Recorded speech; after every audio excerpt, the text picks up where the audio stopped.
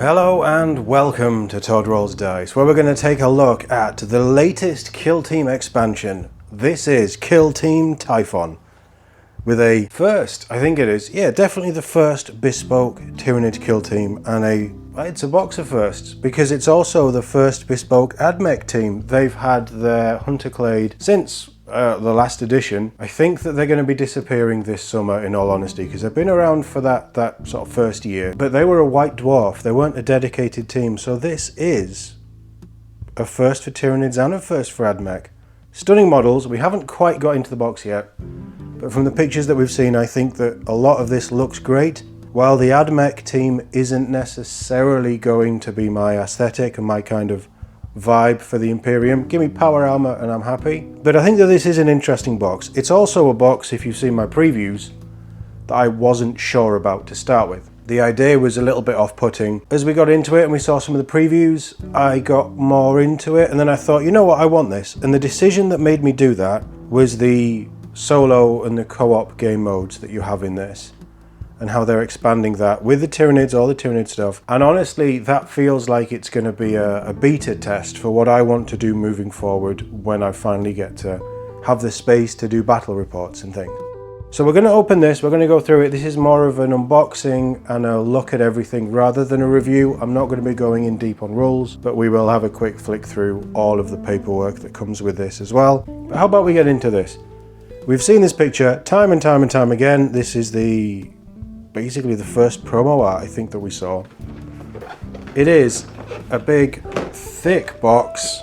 It's the biggest Kill Team box we've had since Volcus. What was the first one called? Hive Storm, I want to say. This is comparable to that size, although there's more models and less terrain. So in here you get the Typhon Dossier, you get Assembly Guide, you get the tokens for both teams, you get all of the data cards for Battleclade, Ravenors, and the Typhon event cards. That's the cool bit, I think. Hopefully these event cards will be made available separately, but this is Kill Team, this is Games Workshop, and how they did Blood and Zeal. I don't think that they will be. So if you wanted those cards and you couldn't get this box, maybe try eBay, might be your best bet. But I think there'll be a few of these boxes floating around at local gaming stores and things if you do want to pick up the entirety of this box.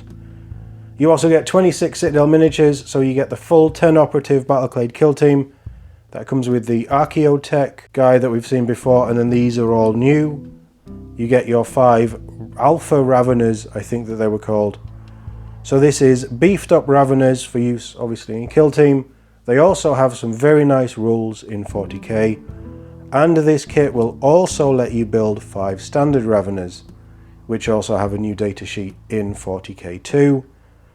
You get some NPO models, so your 10, I want to say Hermagaunts, I think they're the stabby stab ones, and you get a little swarm of Rippers as well, and then 2 sprues of the Typhon Tyranid terrain, which looks very cool. I really like it when we get alien scenery back. We haven't had much Xenos stuff. The Xenos terrain, I think it's only the Tau shield wall and the gun tower thing that actually has rules. Well, not even rules, just has a model.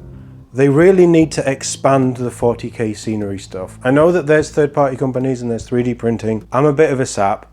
I like the official GW stuff. I think the detail is incredible, and overall, some kits aside, I genuinely think these are the nicest models on the market right now.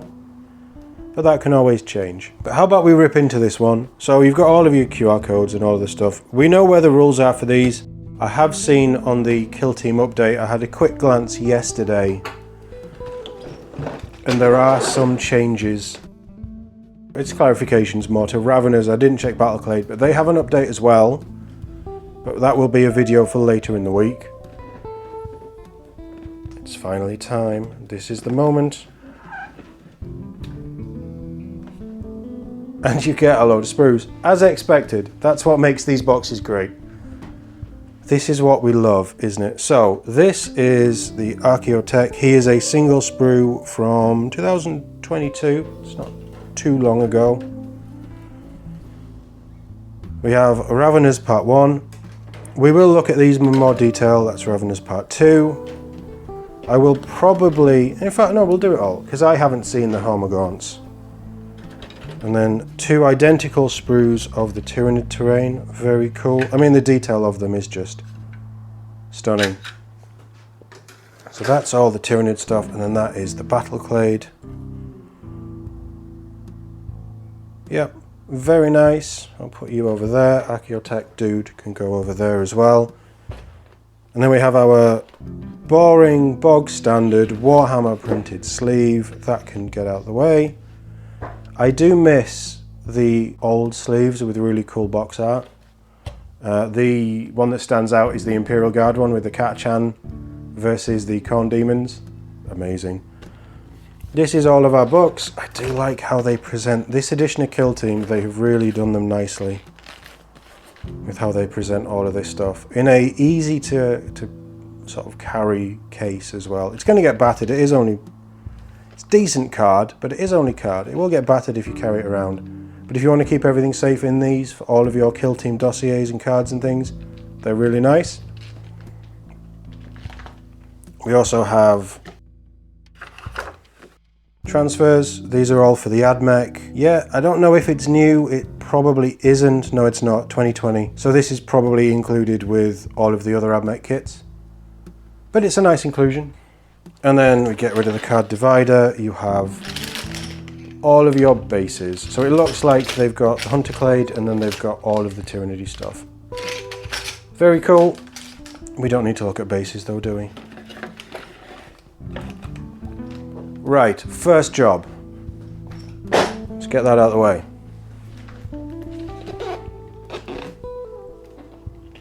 Inside our beautiful box, they always have some nice artwork in there. I will give them that. I think it's artwork we've seen before. So in here you get Dossier. We'll have a quick flick through that. You get your tokens.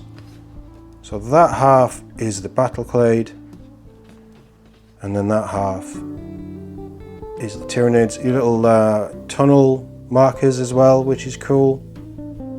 And then you've got your standard base sizes and things to check if things fit. And then a couple of the generic tokens are always included in these as well.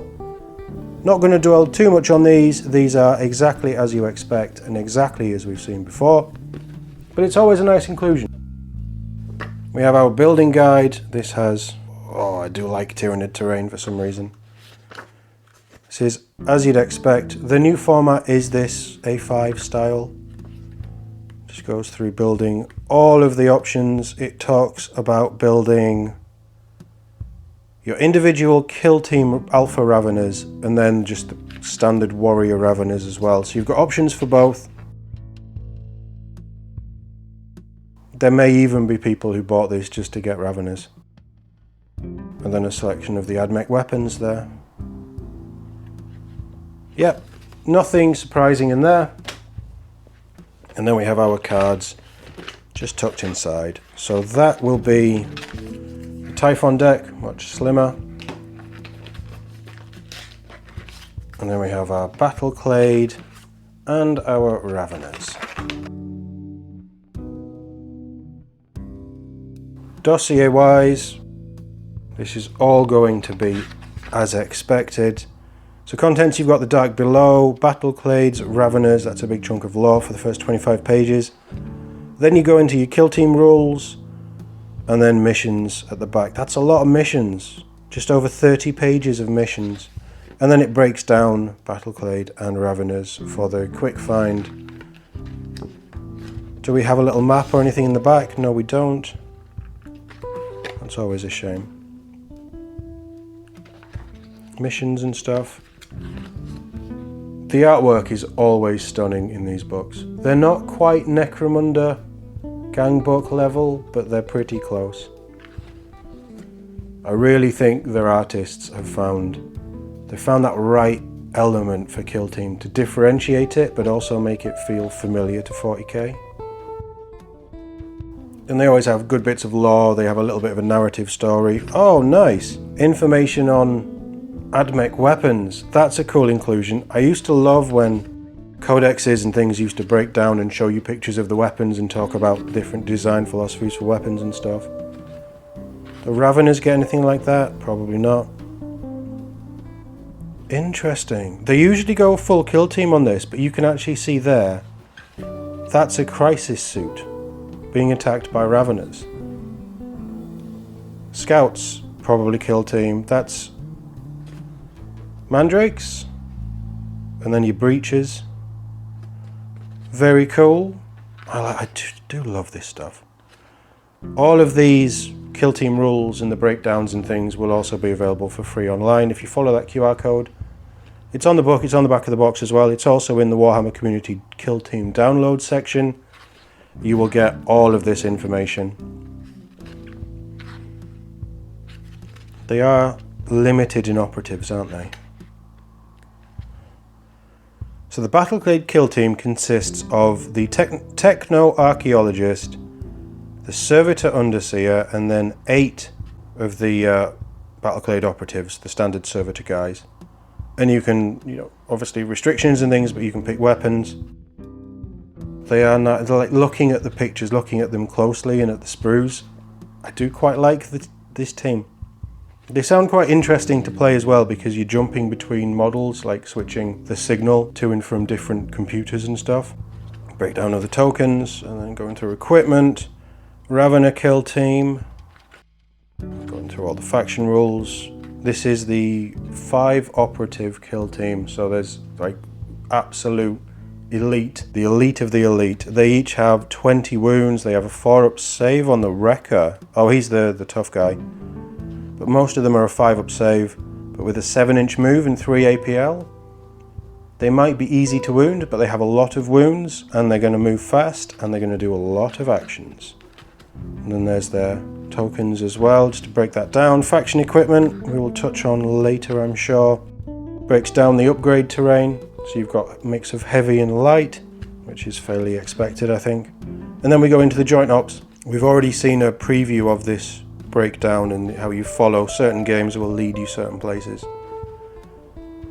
Talks you through selecting NPOs and game sequence, threat principles and difficulties, and then you've got a selection of NPO data cards for the Tyranids included in this. But this is, outside of the Ravenors, this is all of the non-HQ Tyranid units that are featured in the, it'll be the starter sets now, won't it? It's basically what was in Leviathan, and then the Ravenors. It's nice to see the Von Rhine Leapers in here. I would like maybe Lictors and stuff like that. Yeah, Hormagaunts are the Stabbies, Termagants are the Shooties. So I don't have Barbgaunts, and I don't have Von Rhine's Leapers yet, but I will be acquiring some to run through some of these missions. But that's cool. And then it breaks down map key, your different stronghold terrain and things. And you've got a key for setting things up, which is nice. Then moving into the joint ops missions. We're just going to skim through a lot of these.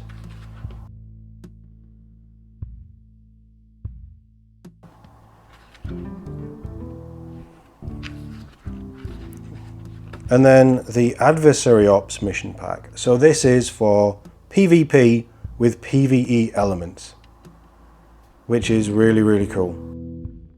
I think it adds extra sort of threat to games. Definitely not for competitive, definitely not for match play, but if you and a buddy just want to roll some dice and have fun and bring in extra threats for kill team,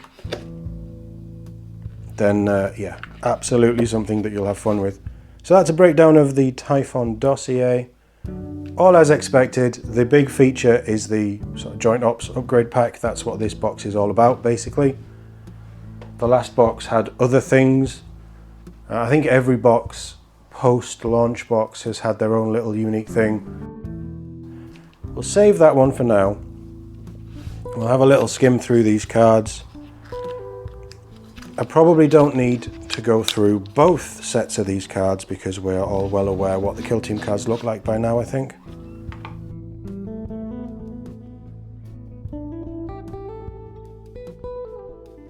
So you've got your operatives, you've got how you build your kill team, faction rule, And then your strategy ploys, your firefight ploys, your faction equipment, which doesn't include... Oh, it does include the universal. You've got your marker guide, which is always handy. Faction rules, burrows and tunnels, and then you've got a selection of the universal equipment that comes with all of these packs as well. I appreciate that. I appreciate that they don't expect you to like already own all of this stuff. Although, honestly, most Kill Team players probably do. So I'm not going to go through the Battleclade deck, but it will be basically the same, just the Battleclade operatives in there, faction stuff. We know what all of this looks like by now. So before we get to the exciting bit and do the sprues, let's have a look at the Typhon event deck. So this is a mix of things. I think you choose a card, or you choose a couple of cards for each turn. I can't quite remember how they did it. We'll have to touch on this. What I'm interested is how many duplicate cards there are. But this is just different things for joint ops or adversary mode, adversary ops. And it's just the Tyranids doing things. NPO weapons have lethal 5-up, is quite nice. Bring in a Ripper Swarm. Feed, Overrun, Lurk. Synaptic Backlash was previewed. Oh, okay.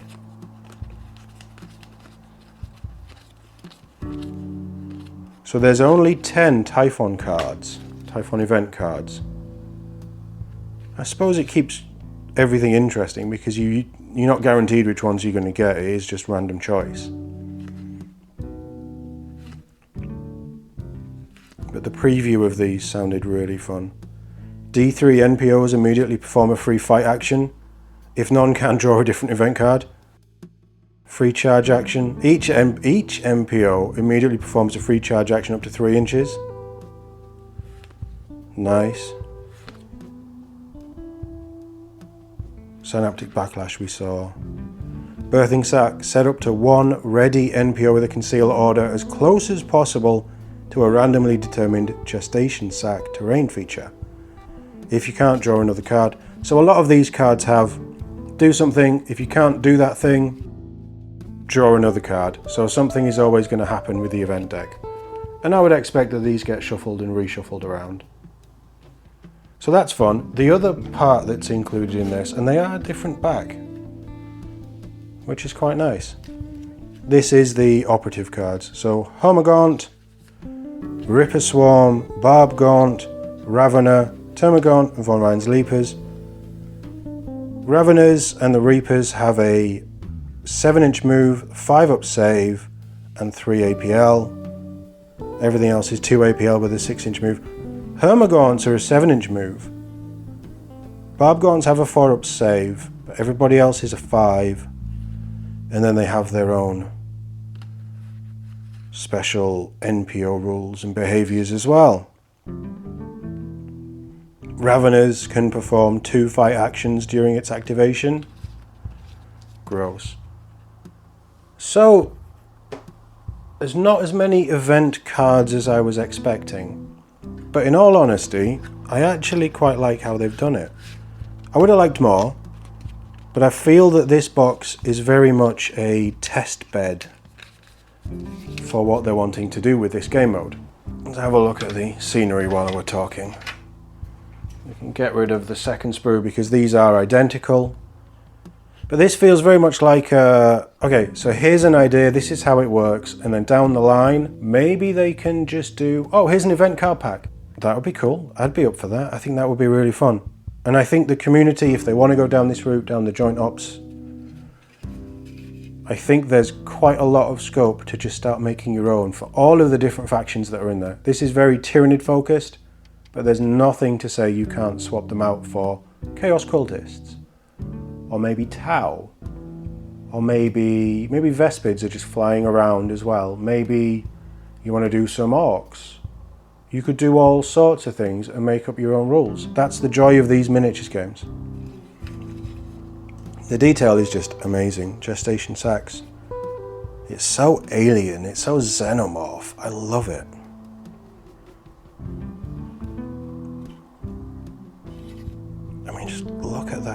pod thing there and all of the pustules and things just coming out of it. All the little spikes, I don't know if you can see, coming out of there. It's so cool. I love this stuff. We definitely need more Xenos terrain. I mean, we need more terrain in general, but we definitely need cooler, fun terrain. So this is the Archaeotech. He'll be familiar to people who picked up his expansion for Blackstone Fortress, I think it was.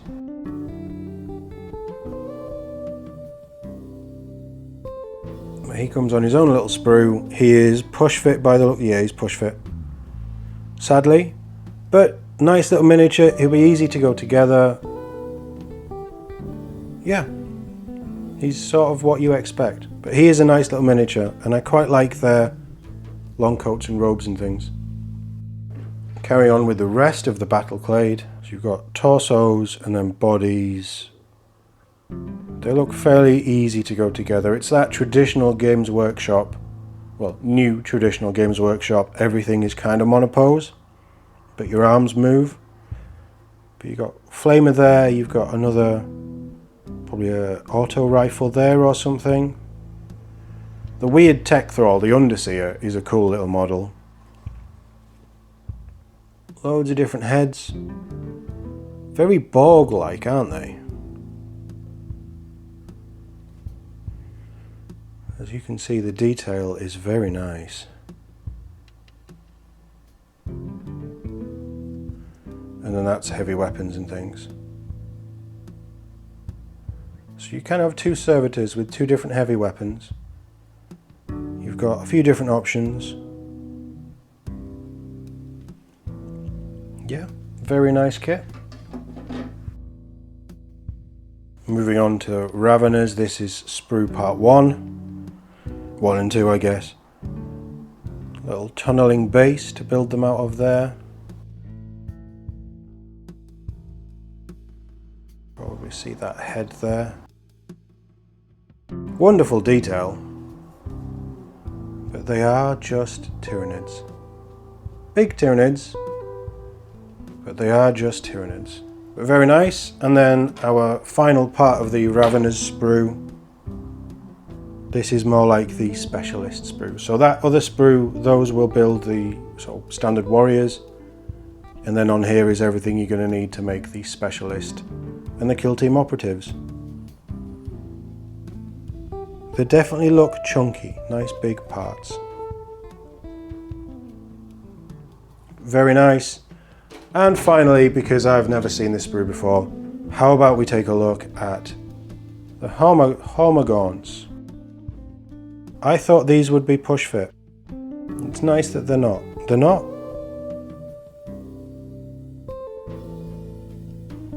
Nicely detailed. I mean, they're a swarm enemy. They do exactly what you want. If you already have Hormagaunts, you probably don't need this sprue. But honestly, with your Ripper Swarms and things, I don't really know what they've done with Ripper Swarms. I think they've changed how they operate in 10th. But it's cool that you can have them in Kill Team now. Certainly it's just NPOs at the minute, but I mean, if you wanted to have a custom Tyranid kill team and mix up some of the units that you get, you could probably do it. So that was a quick unboxing and overview of Kill Team Typhon. I'm actually looking forward to getting into this, getting that terrain set up. It's a nice box. I want to run through the rules and try and get my head around how the joint ops works first, and then we'll probably talk about that later. That might be a separate video though. I'd like it to be a separate video. If you're interested in me breaking down that stuff, let me know, because I can do sort of top-down book reviews now. So let me know in the comments if that's something you're interested in. Also let me know if you were able to get hold of Kill Team Typhon, what you think of it, and if you've had a chance to play in any of the joint ops missions, what you think of them. As always, thank you very much for watching, and I'll see you all in the next one.